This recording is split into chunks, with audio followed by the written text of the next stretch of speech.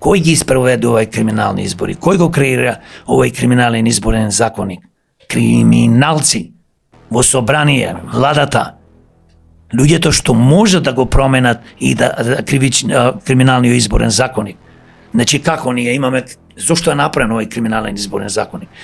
Направен е за да можат на многу лесен начин само големите политички криминални структури да доаѓаат на власт и да владеат уште 100 години. Но за жал нема да владеат, бидејќи ние набрзо мораме да ги рушиме, да ги туркаме од власт и наредните избори парламентарни законом мора изборен законник да биде променет и се разбира да добиеме повеќе пратеници и да почнеме да ја спасуваме Македонија и нашите општини и градови и села. Нален изборен законник, еве ти замисли, не ти дават пари, тие земаат по 3 милиони евра, се рекламираат, не знае како да ги потрошат парите. Јас гледнав еднаш на телевизија YouTube канал и ми излегуваат градоначалници таму.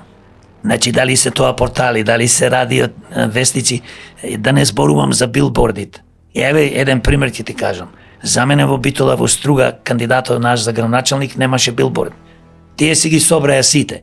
Или ако ти остават, ќе ти остават 2-3 во најлоши локации.